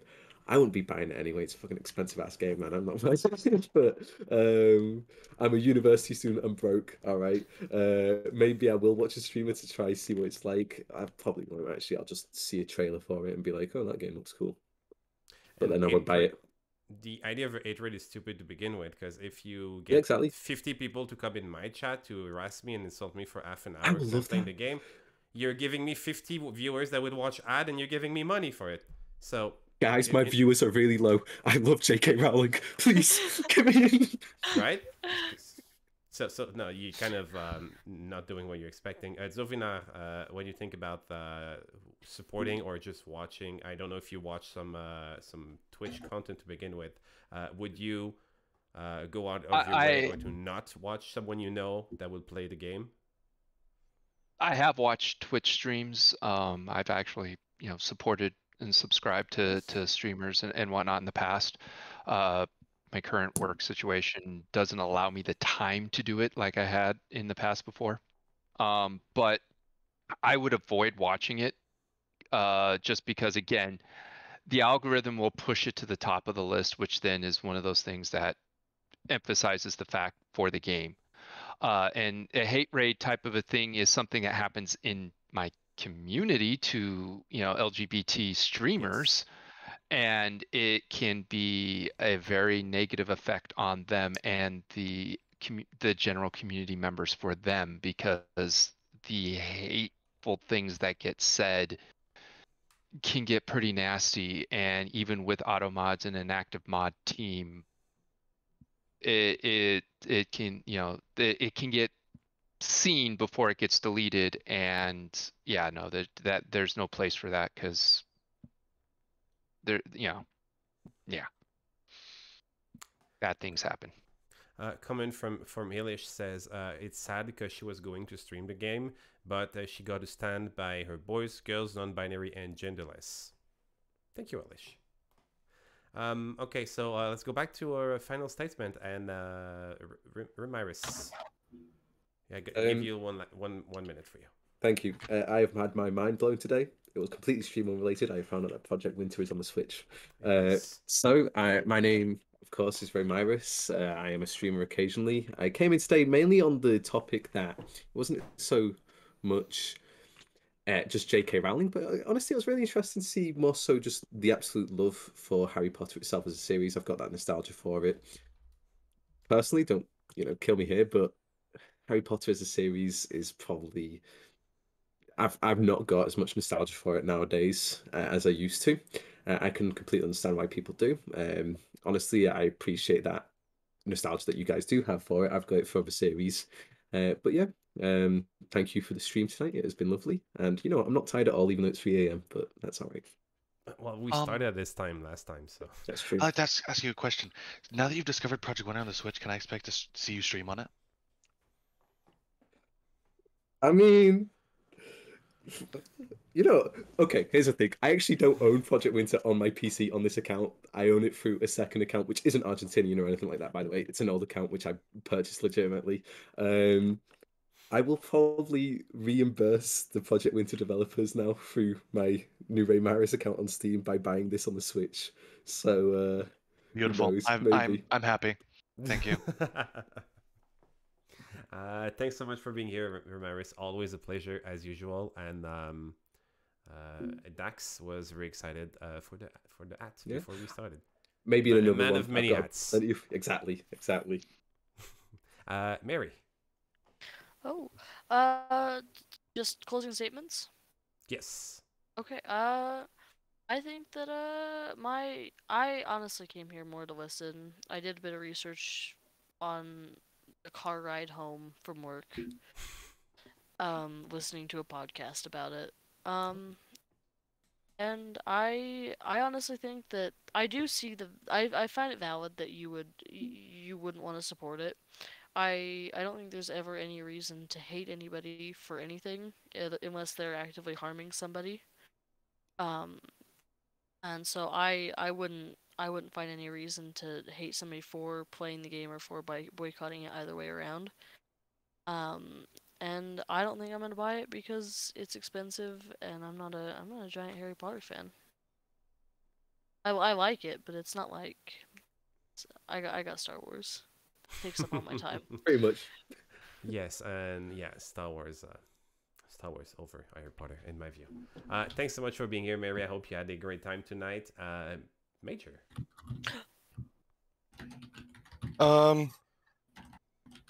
I'm not gonna buy the game at launch. I don't normally do that. I am probably gonna buy the game after whatever bugs that happen on the day one launch and what other people's opinions are for it. I probably will watch some gameplay for it, just to see if I truly want to try it out for myself. I think, in my opinion, it's a game studio versus the author of the IP, and I'm going to support the game studio. And that's not meaning that I support the author in any way, shape, or form. Just because of my background, and I know how hard it is for that to, for a game to launch in general. So that's my opinion on it. I have no creator content socials whatsoever. I am a man. I am just myself, me, myself, and I. I have a smooth voice, which is why Asparagus likes having me on this talk show. So that's about it. Thank you guys for listening. Thanks for joining in, especially on a short notice. Dzovinar. Well, I came in definitely with strong opinions, but I'm often with them.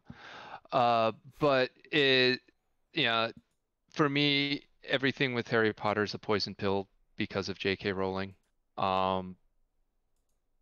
So it's anything with it is you're just foreboding.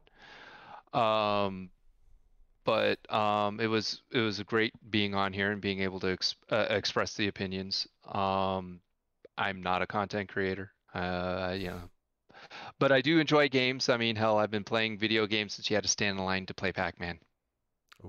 Oh. Still do. So since the 1800s. Something like that, yes. But yeah, no, my IPs of choice right now in video games are BattleTech and Final Fantasy, and yeah, that tends to be where I play in. So well, thank you so much for coming in tonight. I hope you had a great time, and at any time, if we have topics that you feel interpelled by it, we will be more than happy to have you on again. Thank you. And last but not least, my good friend Agathon. Hi, I'm Agathon. I also have very strong opinions. But what I am is I consider myself foremost a supporter. I am a member of the LGBT community. I consider myself an ally. I will not be buying the game, but I don't agree with the boycott. Kind of the same, right? I'm not spending $70 on a video game these days. Like, let's see some reviews and let's wait for a Steam sale or something, and then maybe I'll go about that. But you've got 2 kids. Those cost money. Those cost a lot of money. Yeah. Do I know that? Yeah. I I'm Agathon. Like I already stated, you can find me on that link that's right there. I appreciate everyone. I respect everyone's viewpoints. I respect everyone for who they are and who they want to be. It took me a long time to figure out who I am. And I'm so happy for anyone who's found who they are.